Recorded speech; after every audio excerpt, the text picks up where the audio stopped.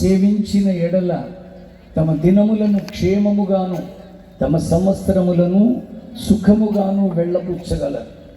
If you would like to lead your days happy and years happy, you are suppose to listen the word of God. దేవుని వాక్యాన్ని వినాలి. ఎందుకంటున్నానంటే ప్రియులారా, దేవుని వాక్యం ఒక్కటి కార్యం చేయగలదు. వినడం అనేది చాలా ప్రాముఖ్యమైన సంగతి. 66 పుస్తకాలు ఉన్నటువంటి ఈ పరిశుద్ధ గ్రంథంలో వినడానికి చాలా విలువిచ్చారు. ఆదికాండము మొదలుకొని ప్రకటన గ్రంథం వరకు, ఏదేను తోట మొదలుకొని పద్మాసు ద్వీపం వరకు కాన్సెప్ట్ ఒకటే. జాగ్రత్తగా వినండి.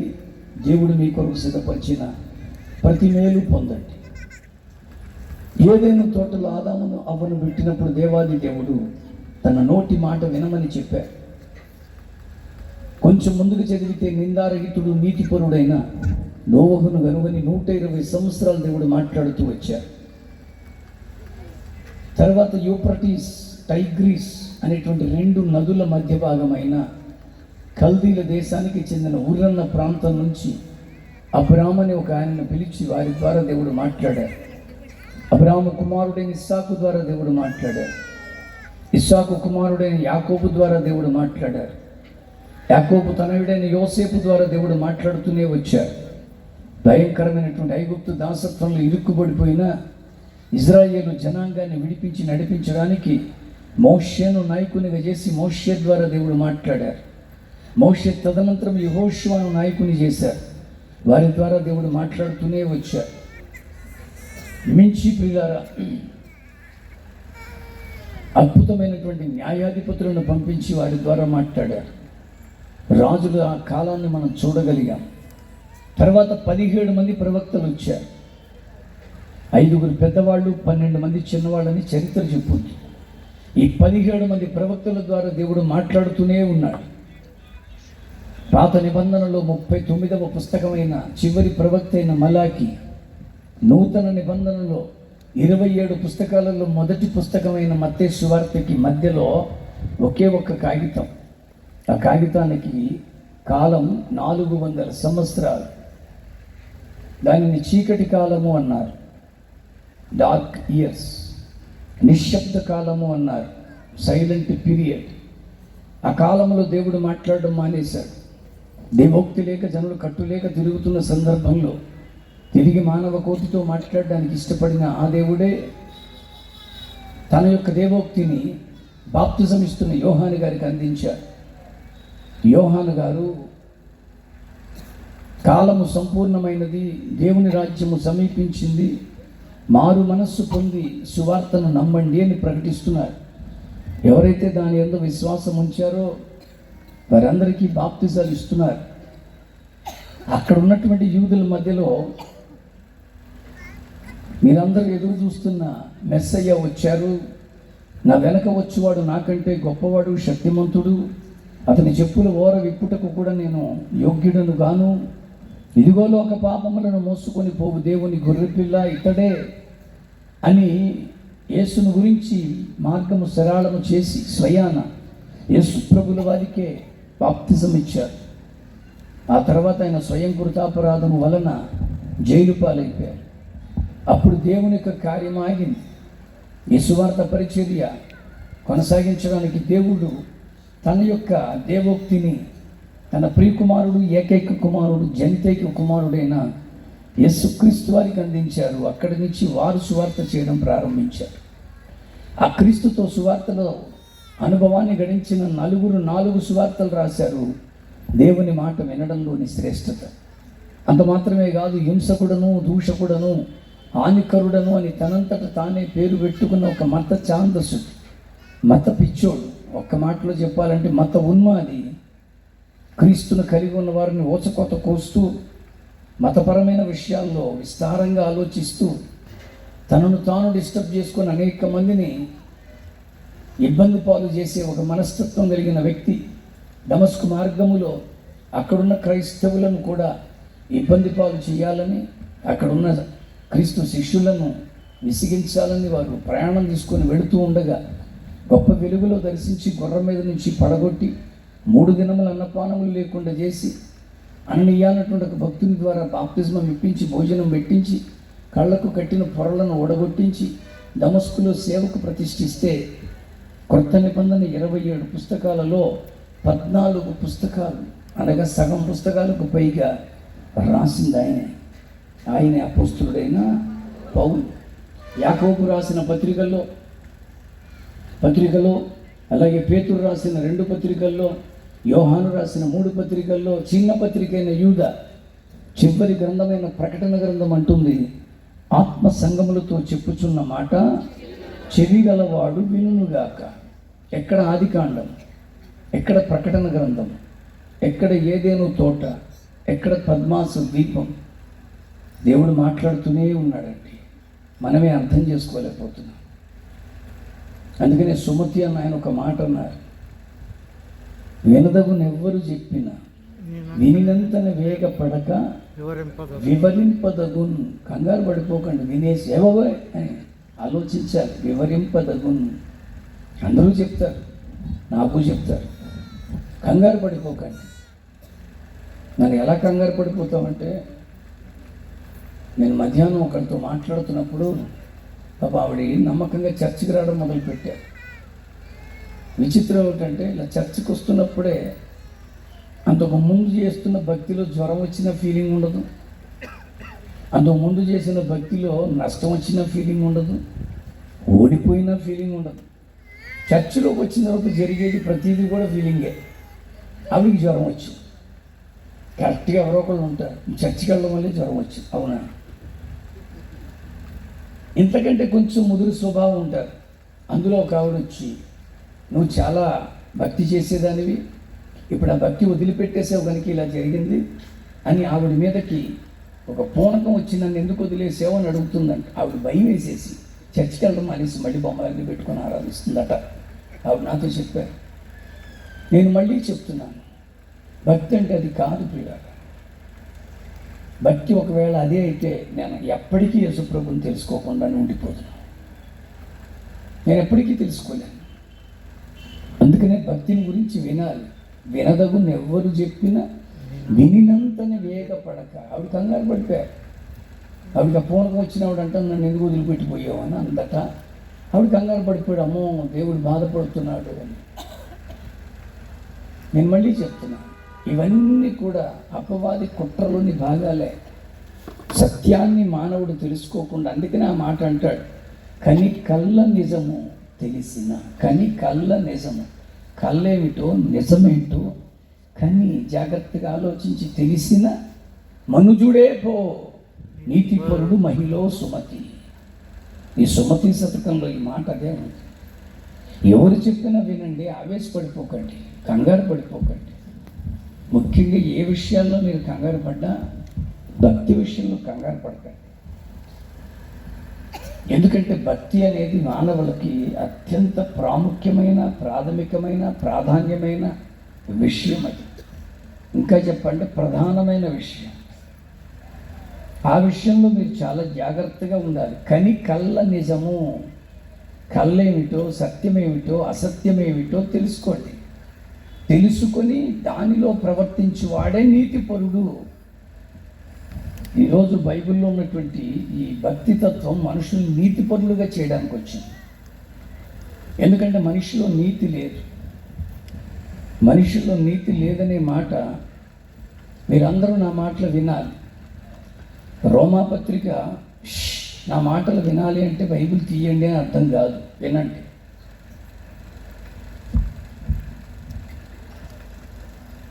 10వ అధ్యాయం 3వ వచనం చదువు. ఏలయనగా వారు దేవుని నీతిని ఎరుగక తమ స్వనీతిని స్థాపింప బూనుకొనుచు. చాలా జాగ్రత్తగా చేయాలి భక్తి. సొంత నీతి భక్తికి పనికిరాదండి. సొంత నీతి మీకు భౌతికపరమైన, లౌకికపరమైన విషయాల్లో మంచి చేయొచ్చేమో, కానీ భక్తిలో నువ్వు ఇష్టం వచ్చినట్టుగా అనుకోవడానికి లేదు. ఆ సొంత నీతి కాదు, దేవుడిచ్చే నీతి ఒకటి ఉందండి. అందుకని అంటున్నాను, 3వ అధ్యాయంలో 10వ వచనం నుంచి సొంత నీతి కాకుండా దేవుడిచ్చే నీతి రావాలి అంటే ఏమీ లేదండి. ఇప్పుడు ఆ నీతి ఏమనుందండి అక్కడ? ఇందును గూర్చి వ్రాయబడినది ఏమనగా, ఇందును గూర్చి వ్రాయబడినది ఏమనగా, నీతిమంతుడు లేడు, నీతిమంతుడు లేడు, ఒక్కడునూ లేడు, ఒక్కడు లేడు, గ్రహించువాడు ఎవడనూ లేడు, గ్రహించేవాడు లేడు. దేవుని వెతుకువాడు ఎవడనూ లేడు. అదండి, దేవుని వెతికేవారు లేరండి. మన దేశం దేవుని కొరకు విపరీతంగా వెతికిందండి. సత్యాన్వేషణలో ఒంటిగాలు తపస్సులు చేసిన భక్తులు ఉన్నారు. తమ ప్రాణాన్ని సైతము లెక్క చేయకుండా దైవాన్వేషణలో దేవుని కొరకు అహర్నిశలు పాటుపడిన భక్తులు ఉన్నారు, ఋషులు ఉన్నారు. ఏం చిన్న విషయం కాదు. అందుకనే స్పష్టంగా అంటున్నాను, నువ్వు ఏం వెతుకుతున్నావు? ఊరికనే భౌతికపరమైన, లౌకికపరమైన, ఈ శారీరక పరమైన విషయాల కొరకే నువ్వు వెతుకుతున్నావు. అందుకనే అక్కడ అంటున్నాడు, దేవుణ్ణి వెతకట్లా. దేవుణ్ణి వెతకాలంటే దేవునికి సంబంధించిన మార్గంలో వెతకాలి, అంతే తప్ప నేను మధ్యాహ్నం ఇక్కడికి వచ్చి తిరిగి వెళ్తున్నప్పుడు మా పాస్టర్ గారు ఫోన్ చేసి, వీలైతే ముంజులు దొరికితే తీసుకురండి అన్నారు. ఈ ముంజులు ఎక్కడ దొరుకుతాయి నాకేమో కలిదిండి తెలియదు. సరే అని చివరి దాకా వెళ్ళిపోయాను, ఎక్కడెక్కడికో వెళ్ళిపోయాను. కలిదిండి అవతల ప్రారంభం వరకు తిరుగుతూనే ఉన్నాను. అప్పుడు ఒక చోట ఆగి, ముంజులు ఉన్నాయండి అన్నాను. వాడు లోపలికి వస్తే జుట్టు కత్తిరిస్తాను కానీ ముంజులు నా దగ్గర ఎందుకున్నాను. ఎక్కడ అడిగాను నేను? ఓ సెలూన్ దగ్గర అడిగితే ముంజులు దొరుకుతాయా? ఓ కిరాణా కొట్టు దగ్గర ఆగితే ముంజులు దొరుకుతాయా? ఒక కొబ్బరి బొండాలు కొట్టేవారి దగ్గర ఆగితే ముంజులు దొరుకుతాయా? దేవుడు ఎక్కడ పడితే అక్కడ దొరకడు. నువ్వు ఏది పడితే అది దేవుడు అనుకుంటే ఇదే వచ్చింది. అందుకనే మన వాళ్ళు తెలివిగా ఇందుగలడు అందులేడుని సందేహమే వలదు, ఎందెందు వెతికినా దేవుడు ఉంటాడని ఒకటి పెట్టేశాడు. కనుక మనం అన్నిట్లోనూ దేవుడు ఉంటాం అనుకుంటాం. అన్నిట్లోనూ దేవుడు ఉన్నప్పుడు మరి అన్నిటినీ బాధ పెడుతున్నాం. ఈ చెట్టులో దేవుడు ఉన్నప్పుడు ఇంకో చెట్టులో కూడా ఖచ్చితంగా దేవుడు ఉంటాడు. మరి ఆ చెట్టును కొట్టేస్తున్నాం. ఆ టేకు కర్రలతో ఇదిగో బలిపెట్టాలు చేసుకుంటున్నాం. ఆ టేకు కర్రలతో సోఫాలు, మంచాలు చేసుకుంటున్నావు. రోజు వుడ్డులతో బొమ్మలు చేసుకుంటున్నావు. అది కూడా దేవుడే. రాళ్లలో, రప్పల్లో దేవుడు ఉంటాడు. మనకి అలా నేర్పారండి, తప్పేమీ లేదు. నేను కోయంబత్తూరు వెళ్తుంటే ఒక ఆయన అన్నవరంలో పూజారి, ఆయన నాకు ఫోన్ చేశారు. బాబు నటరాజన్ శర్మ గారు అన్నారు, చెప్పండి అన్నాను. మీరు ఆయా సందర్భాల్లో చాలా విషయాలు చెప్తున్నారని వింటున్నాం, చాలా సంతోషం అన్నారు. మంచిదండి అన్నాను. మీరు బ్రాహ్మలే కదండి. మన దేశంలో రాళ్లల్లో, రప్పల్లో, పుట్టల్లో, గుట్టల్లో, చెట్లల్లో, చేమల్లో, కొండల్లో, గుట్టల్లో దేవుని చూసే భక్తి అండి మనది. అలాంటి భక్తి కదా, మీరెందుకు వేరే విధంగా చెబుతున్నారు అన్నాడు. నేను వెంటనే అన్నాను, అదే నా బాధ అండి. రాళ్ళల్లో, రప్పల్లో, కొండల్లో, గుట్టల్లో, చెట్టల్లో, చేమల్లో అన్నిటిలోనూ దేవుణ్ణి చూడగలుగుతున్నాం, కానీ తోటి మనిషిలో దేవుణ్ణి చూడలేకపోతున్నాం. ఇందుగలడు అందు లేడని సందేహమే వలదు, ఎందెందు వెతికినా దేవుడు అందులో ఉంటాడు అనే తత్వాన్ని నేర్పితే, పొరుగు వాడైనటువంటి నీ తోటి మనిషిలో దేవుడు ఉంటాడని నువ్వు ఎందుకు అనుకోకూడదు? కొట్టేస్తున్నావు.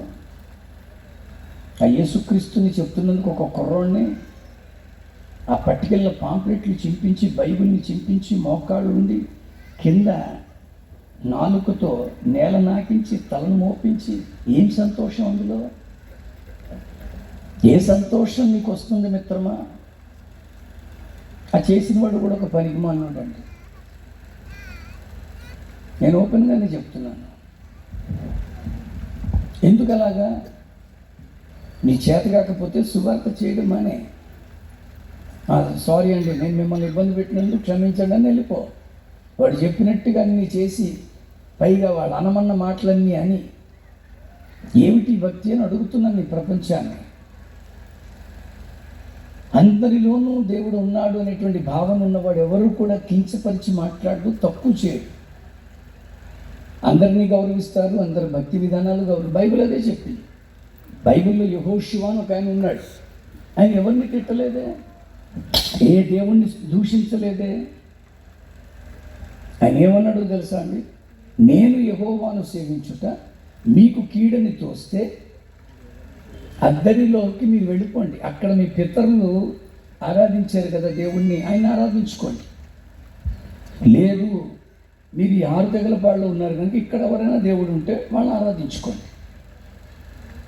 మీరు ఎవరిని ఆరాధించుకున్నా నేను నా ఇంటి వారు యెహోవాను. ఇందులో ఎక్కడైనా మతపరమైన మాట కానీ కించపరిచే మాట కానీ ఉందా?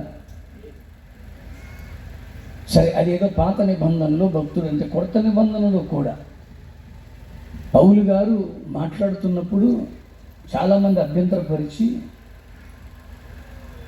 వాళ్ళని ఇబ్బంది పాలు చేయాలని, వీలైతే కొట్టి చంపేద్దామని దొమ్మిగా వచ్చేసారు.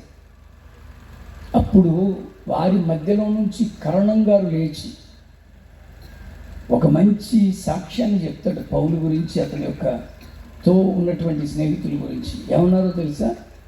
మీరు మన దేవతను దూషించిన వారు కాదు, మన గుడిని దోచిన వారు కాదు. ఈరోజు నేను మళ్ళీ అంటున్నాను, ఆయన ఎవడో లేచి వెళ్ళిపోతున్నాడంటే అసలు నిన్ను లోపలికి రమ్మన్నది ఎవడు బ్రదరు?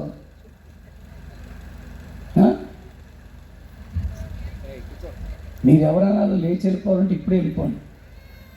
ఇదేమి పిచ్చి పిచ్చి కబుర్లు చెప్పే సభ కాదు, పెచ్చపాటి మాట్లాడుకునే స్థలం కాదు. చేస్తే చెయ్యి, మళ్ళీ బైబిల్ పట్టుకొని వెళ్ళిపోతున్నారు. ఎవడు రమ్మన్నాడు? ఎవడికి పోజు? చచ్చిపోయినా సరే ప్రభు కొరకు అంటేనే రండి ఇందులోకి. అందుకనే క్రైస్తవ్యంలో చచ్చిపోవడం చాలా సులభం, క్రీస్తు కొరకు బ్రతకడం చాలా కష్టం అండి. ఓ డాక్టర్ గారి దగ్గరికి వెళ్ళారు మీ సమస్య చెప్పుకోవడానికి. డాక్టర్ గారు వచ్చే టైంకి లేచి వెళ్ళిపోతారా? మీ పిల్లల భవిష్యత్తు గురించి మాట్లాడడానికి స్కూల్కి వెళ్ళారు, హెడ్ మాస్టర్తోనో హెడ్ మిస్ట్రెస్తోనో ప్రిన్సిపల్తోనో మాట్లాడడానికి. వాళ్ళు వచ్చే టైంకి వెళ్ళిపోతారా? స్టేషన్కి వెళ్ళారు, ఏదో సమస్య వచ్చిందని ఎస్ఐ గారితో చెప్పుకోవడానికో సిఐ గారితో చెప్పడానికో. వాళ్ళు వచ్చే సమయానికి వెళ్ళిపోతారా? వెటకారం అండి వాక్యం అంటే. ఇది అన్యభక్తి తత్వం కాదండి. అక్కడ ఉంటే ఉన్నా లేకపోయినా కూడా పట్టించుకోడు. ఇక్కడికి వస్తే చివరి వరకు ఉండడానికి ఇస్తేనే వచ్చి ఉన్నట్టు. మధ్యలో పని పట్టుకొని వెళ్ళిపోయేవాడు అవసరం లేదండి దేవుడికి. వాక్యం చెప్తుండగా మధ్యలో వెళ్ళిపోయేవాడు పరలోకం దాకా వెళ్ళలేడు. మోషే ఆ యొక్క కానాను ప్రాంతానికి ఎలా చేరలేదు అలాగే చేరలేదు. నేను మళ్ళీ చెప్తున్నాను, నేను 1 గంట 2 గంటలు 3 గంటలు మాట్లాడతాను. ఉంటే ఉండండి, లేదా ఇప్పుడే అవకాశం ఇస్తున్నాను, మెల్లగా మూట ముల్లి సర్దుకొని వెళ్ళిపోండి. మొదలుపెట్టిన తర్వాత అవమానపరచకండి వాక్యాన్ని. అలాంటి వాళ్ళు అసలు చర్చకు అవసరం లేదండి. ఒకవేళ వెళ్ళిపోయిన పాస్టర్ అయినా కూడా నాకు నష్టం లేదు, తప్పండి. Let us give respect to the word of God. అందుకనే సంఘాలు చచ్చుబడిపోయినట్టుగాను, సేవకులు ఎప్పుడు అడుక్కునే వాళ్ళగా ఉండడానికి కారణాలన్నీ ఇవే. దేవుని మాటలకి విలువ ఇవ్వండి. ఈరోజు నేను అంటున్నాను ప్రియులారా, ఊరికనే పైకి కనబడే భక్తి చేసేసి నేనేదో బ్రహ్మాండమైన భక్తులు నేను అనుకోవడానికి ఏం లేదండి. నువ్వు చేస్తున్నటువంటి భక్తి అర్థవంతంగా ఉండాలి. దాని ఫలితాన్ని నువ్వు అనుభవించాలి, దాని ఫలాన్ని నువ్వు పొందాలి. నువ్వు ఆహారం తీసుకుంటున్నావు, దాని యొక్క శక్తి నీలో పనిచేయాలి. ఒక జ్యూస్ తాగావు, దాని యొక్క ఫలం నువ్వు అనుభవించాలి. భక్తి చేస్తున్నావు, అది నీకు అర్థం కావాలి. అసలు మనిషి ఎందుకు ఇలా అయిపోయాడు? భక్తి అదే నేర్పిస్తుందా? భక్తిలో నువ్వు అదే నేర్చుకుంటున్నావా? బిల్దదు, జోఫర్, ఎలీఫజ్ అని 3 స్నేహితులండి యోబు గారికి. ఆ యోబు గారి దగ్గరికి వచ్చినప్పుడు వాళ్ళు ఏమన్నారో తెలుసా? యోబు, నీ భక్తి నీకు ధైర్యం పుట్టించదా? నువ్వు చేసే భక్తి నీకు అర్థమై చేస్తే ధైర్యంగా ఉంటావు. నీకు అర్థం కావట్లేదు కనుక నీ ఇష్టం వచ్చినట్టు ప్రవర్తిస్తావు. ఇది అలాంటి భక్తి కాదండి. లోకములో ఉన్న భక్తి అంతా కూడా అనుసరణ భక్తి, అనుకరణ భక్తి. ప్రపంచంలో ఈ ఒక్క భక్తి తత్వమే అనుభవంతో కూడిన భక్తి. ఎస్, ఇది నీకు అనుభవాన్ని నేర్పిస్తుందండి. ఎవడికో భయపడిపోయి చేసేది భక్తి కాదు. అసలు ఎవరికో భయపడిపోయి చేసేది భక్తిని నేర్పిస్తే కూడా తప్పే, ఎవరిని భయపెట్టినా తప్పే. ఎందుకు ఇంత స్పష్టంగా మాట్లాడవలసి వస్తుందంటే భక్తిని సరిగ్గా ప్రొజెక్ట్ చేయట్లేదండి. ఎందుకు నువ్వు చేస్తున్నావు అని అడిగాను ఒక అబ్బాయిని. పాస్టర్ గారు ఎక్కువ మాట్లాడకండి, మా తాత దగ్గర నుంచి చేసుకొస్తున్నామండి. నేను అదే అడుగుతున్నాను, ఎందుకు చేస్తున్నారన్న. అదే మాట్లాడద్దని చెప్తున్నానండి. నువ్వు తాత దగ్గర నుంచి చేసుకొచ్చావు, మా తండ్రి కొనసాగించాడు, నేను కొనసాగిస్తున్నాను కాదు, ఎందుకు కొనసాగిస్తున్నాను అడుగుతున్నాను. అదే మాట్లాడద్దు అంటానండి. ఇంక వాడితే ఏం మాట్లాడతాం? వాడికి తెలియదు అన్నమాట. వాడికి తెలియదండి భక్తి. ఒక ఆయనకి వాళ్ళ నాన్న అంటే చాలా ఇష్టం. వాళ్ళ నాన్నగారితో ఒక్క పూట కూడా గడపకుండా ఉండలేడు. అలాంటిది ఆయన పెద్ద ఆయన పేరు కాలం చేశారు. అప్పుడు ఆయన నాన్నగారి మీద ఉన్న ఆ ప్రేమతో పంతులు గారిని కుదుర్చుకొని, అయ్యా ప్రతి నెల మా నాన్నని జ్ఞాపకం చేసుకుంటూ ఇంత పిండం పెట్టుకుంటాను, మీరు నాకు సహాయం చేయండి అన్నారు. ఆ పంతులు గారు కూడా తప్పకుండా బాబు, తండ్రిని జ్ఞాపకం చేసుకోవడం మంచిదే అని సహాయం చేస్తానన్నారు. విచిత్రం ఏంటంటే వాళ్ళ ఇంట్లో పిల్లి తిరుగుతుంటుంది. ఆ పిల్లి కానీ పిండాన్ని తినేస్తుందేమో అని ఒక గంప తీసుకొచ్చి ఆ గంప కింద ఈ పిల్లిని పెట్టి పిండం పెట్టేవారు. వాళ్ళు కాకులు అది తింటే మా నాన్న తిన్నాడు అనుకునేవారు. తప్పే ఉంది అందులో, అలా అనుకునే విధానంలో ఉన్నాం కనుక. కాలక్రమంలో పిల్లి ఎక్కడికో పోయింది. ఈ తండ్రి చేస్తుంది చిన్నప్పటి నుంచి వాడు కొడుకు చూస్తున్నాడు. తర్వాత కాలంలో ఈయన పెద్దోడైపోయాడు, ఈయన కాలం చేశాడు. అప్పుడు వాడి ఫ్రెండ్తో అంటున్నాడు, మా నాన్న వాళ్ళ నాన్నకి చేసినట్టుగా నేను కూడా మా నాన్నకి చేసుకుంటానురా, ప్రతి నెల పిండం పెట్టుకుంటాను, దానిదే ఉందిరా, తండ్రిని సన్మానించుకుంటే దీర్ఘాయుష్కర పెట్టుకో అన్నాడు. విచిత్రం ఏంటంటే వాడు పెట్టుకోవడం ప్రారంభించాడు. అలా పెట్టుకుంటున్నప్పుడల్లా భీమవరం వెళ్ళి ఒక పిల్లి గంపని కొనుక్కొచ్చేవాడు. ఈ పంతులు గారికి అర్థమయ్యేదిగా ఆ పిల్లిని గంప కింద పెట్టి పిండం పెట్టండి అనేవాడు. ఏమంటే పిండం కూడా తెలుసు కానీ పిల్లి కూడా పెట్టండి బాబు. మధ్యలో మాడగా మా నాన్న చేశాడు, అది ఎందుకు ఎక్కువ మాడదని చెప్పానా. ఇప్పుడు ఎవరితోనో మాట్లాడినాడు, ఏమంటే మీరు ఎందుకు ఎక్కువ మాడకండి పాస్టర్ గారు, వాట్ ఈస్ దిస్? మీరు ఆలోచించే, మీరు ఇదే అడగచ్చు. నేను మీకెందుకు చెప్తున్నానంటే మీరు తెలుసుకోవాలిగా ఎందుకు చేస్తున్నాను. నేను అదే ప్రశ్న మిమ్మల్ని కూడా అడుగుతున్నాను, మీరు ఎందుకు చేస్తున్నారు భక్తి? అసలు మానవుడు భక్తిని ఎందుకు ఆశ్రయించాడు? ఈ భక్తి ఎందుకు చెయ్యాలి? ఈ భక్తి చేయడం ఎందుకంటే ముక్తి ద్వారా మోక్షానికి చేరాలి. ఈ భక్తి ఎందుకంటే ఈ పరంధామం చేరాలి, ఈ మోక్ష పదం చేరాలి, ఈ పరలోకం చేరాలి, ఈ స్వర్గానికి చేరాలి, ఈ వైకుంఠానికి చేరాలి, ఈ కైలాసానికి చేరాలి. ఇది భక్తి యొక్క తాత్పర్యం. మరి ఆ భక్తి చేసేటప్పుడు ఎలా వెళ్ళిపోతావు ఇక్కడికి? ఏది వెళ్ళిపోతుంది ఇక్కడికి? ఎవరు వెళ్ళిపోతారు ఇక్కడికి? నువ్వా, నేనా? మనం సంపాదించుకున్న మేళ్ళ, మిద్దెల, పేర్ల, ప్రఖ్యాతుల, ఏది వెళ్ళిపోతాయి? అందుకని ఆలోచించాలి.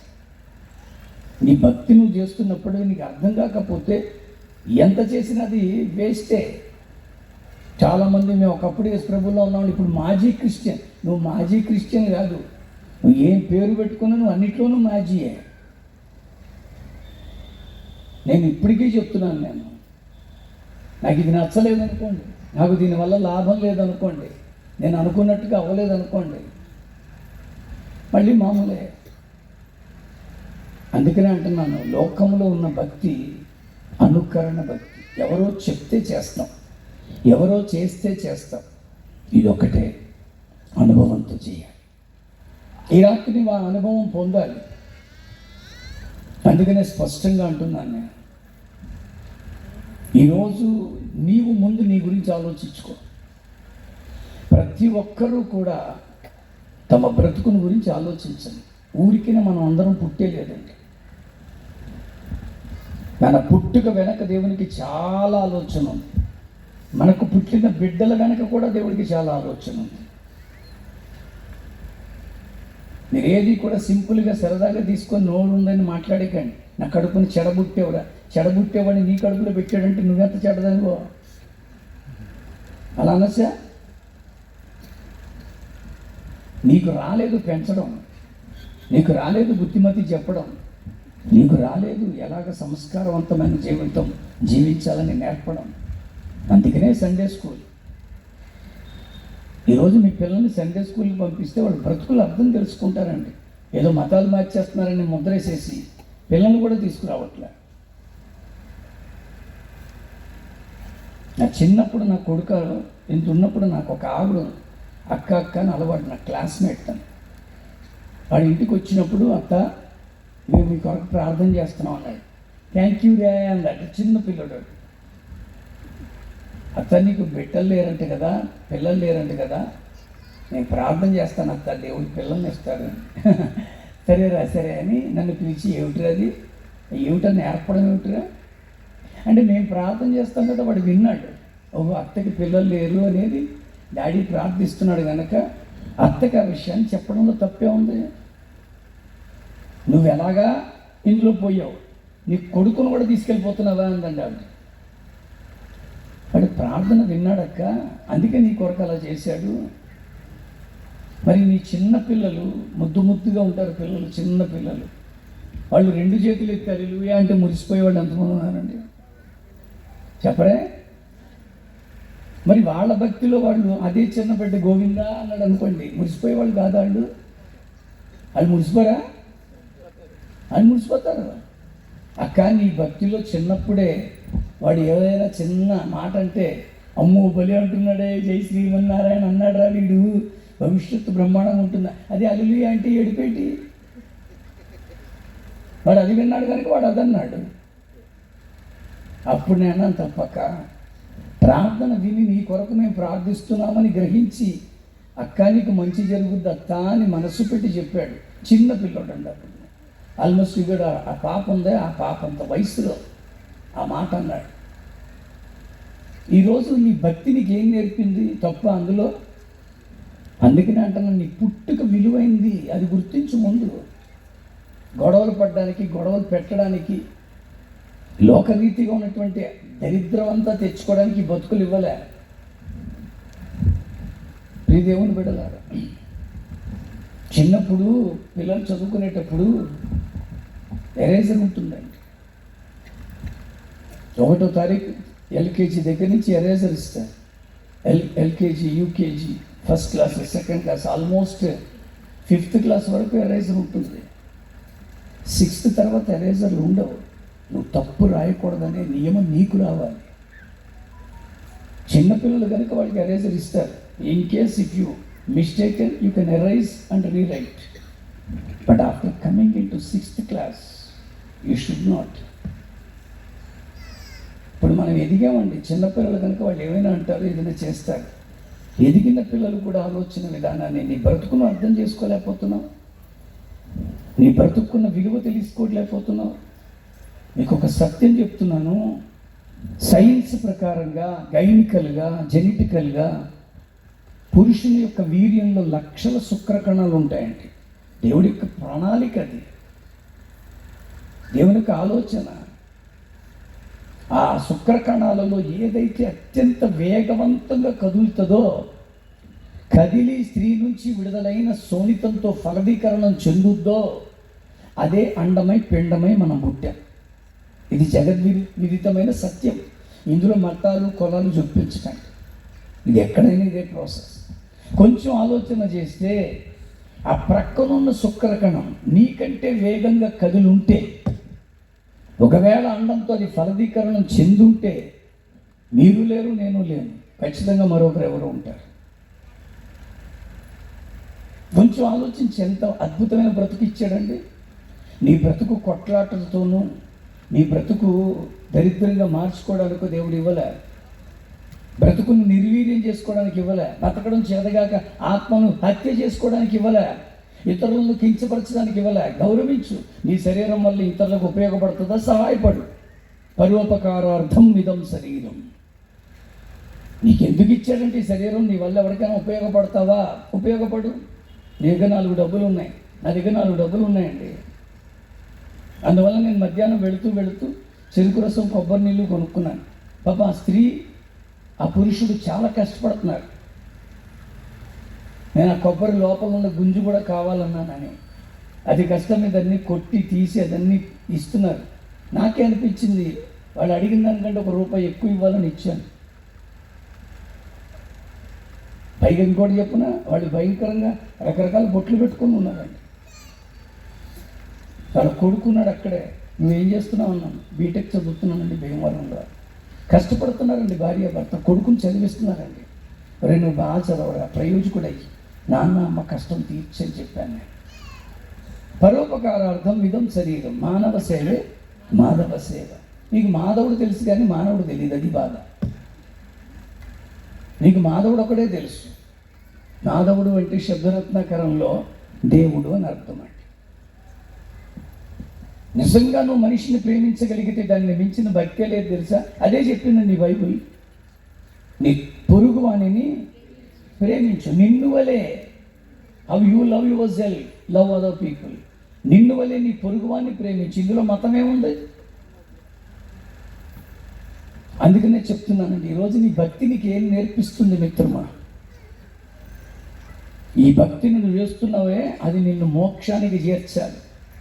ఆ మోక్షానికి చేర్చాలి అంటే మధ్యలో ఒక స్థితి ఉంది, అదే ముక్తి. ముక్తి పొందకుండా మోక్షం వెళ్ళడం హైలీ ఇంపాసిబుల్. ఈ ముక్తి లేకుండా మోక్షానికి వెళతారని ఎవడు చెప్పలేడు కూడా. ఈ ముక్తి సాధించలేని పాస్టర్ అవని, పీఠాధిపతి అవని, స్వామీజీ అవని, పూజారవని, విశ్వాసవని, భక్తుడవని, శుద్ధ శూన్యం. ఎంతమంది ముక్తి సాధనలో ఉన్నారు. మీరు భక్తి సాధన చేస్తున్నారు, మంచిదే. ఈ భక్తి నిన్ను మోక్షానికి చేర్చాలని అందులోకి వచ్చావు, మంచిదే. అది ఏ భక్తి అయినా సరే. కానీ ముక్తి పొందలేకపోతున్నావుగా. ఈ ముక్తినే అరిషడ్ వర్గాలు అన్నారు. అరిషట్ అంటే షట్ అంటే 6. ఈ 6ని దాటగలిగిన వాడే భక్తుడు. ఏమిటండి 6? కామము, క్రోధము, లోభము, మోహము, మదము, మత్సరం. ఈ 6ని నువ్వు దాటేసేవా మోక్షానికి సులభంగా వెళ్తావు. అది కూడా ఎవరు వెళ్తారో చెప్తా. ఎందుకంటున్నానంటే నీ గురించి నువ్వు ఒకసారి ఆలోచన చేయి. నీకు ఆ బ్రతుకు ఇచ్చాడు దేవుడు. నీ బ్రతుకు ఇతరులతో గొడవ పడ్డానికో, వాళ్ళకంటే నువ్వు సుపీరియర్గా ఉండడానికో, వాళ్ళకంటే టాప్లో నువ్వు ఉండడానికో కాదు. ఈ మధ్యకాలంలో ఒక చిన్న కుర్రాడు, 14 సంవత్సరాల కుర్రాడు 32 బంతుల్లో సెంచరీ కొట్టేశాడండి ఇండియా తరఫున ఆడి. ఇప్పుడు తక్కువ బాల్స్లో సెంచరీలు కొట్టిన వారిని లిస్టులో 2వ స్థానంలోకి వెళ్ళిపోయాడు.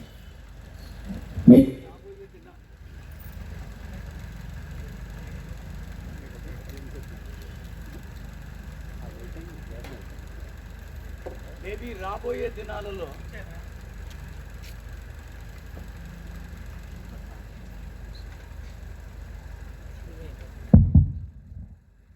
మరొకరెవరో వస్తారు, ఆ రికార్డుని మార్చేయచ్చు. కనుక ఈ భూ సంబంధమైన వాటిలో వాళ్ళతో పోల్చుకొని, వీళ్ళతో పోల్చుకొని ఆ పోలికలను సాధించలేకపోతే చిచ్చి ఇంక ఈ బ్రతుకెందుకు? నేను ప్రేమించిన అమ్మాయి నాకు దొరకలేదు, దొరకకపోతే బ్రతుకుపోయిందా? ప్రేమించిన అమ్మాయి పోద్ది కానీ, ప్రేమించిన అబ్బాయి పోతాడు కానీ బ్రతుకుపోయిందా? అదే బ్రతుక. 20 సంవత్సరాల వయసు వచ్చేంత వరకు అమ్మాయి ఎవరో తెలియదు నీకు. 20 సంవత్సరాల వయసు వచ్చేదాకా నీకు అసలు ఆ ప్రేమతత్వమే తెలియదు. అమ్మ, నాన్న, అక్క, చెల్లి, తమ్ముడు వీళ్ళతోనే హాయిగా ఉన్నావు, మంచి ఫ్రెండ్స్తో బాగున్నావు. ఇప్పుడు కొత్తగా పుట్టింది జాడ్యం. అదేమో నాకు నువ్వు ఇష్టం లేదని ఇంకోటి చేసుకుంటే నువ్వు చచ్చిపోతావా? నువ్వు చచ్చిపోవాలా? అందుకని బ్రతుకు. ఇప్పుడున్నటువంటి యూత్ అంతా చాలా డిస్టర్బ్ అయిపోతుందండి. ఇప్పుడున్న మీడియా యూత్ని ఎంత చెడగొడుతుందంటే, అందుకనే దేవుని యొక్క ఉగ్రత భయంకరంగా ఉందండి. ఆలోచన చేద్దాం, మన బ్రతుకు విలువ ఉందండి.